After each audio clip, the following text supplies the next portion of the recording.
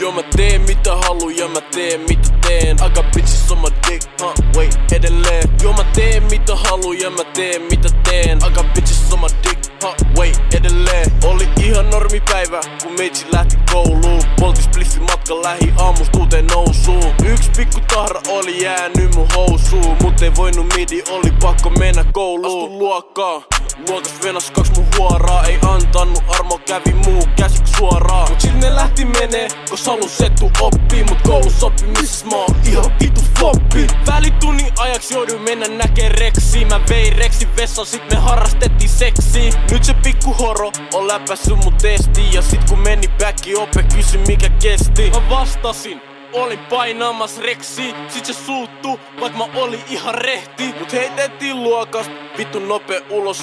Reksi Venä käyttö vällä, bitch mä oon tulos. 1,5 tuntia mennyt vessa, ovi ei ees lukos. Paskanen vessa, koko vessa oli tukos.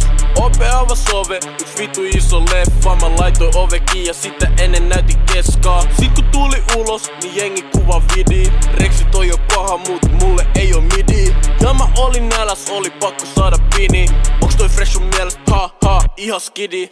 Ope soitti kytät, vei Reksi linnaa. Ja kysy mitä kävi, of course mä oon hiljaa. Reksi sytti mua, ettei menettäis se virkaa. Mut ei se mennyt läpi, kos se puet pelkää pirkaa.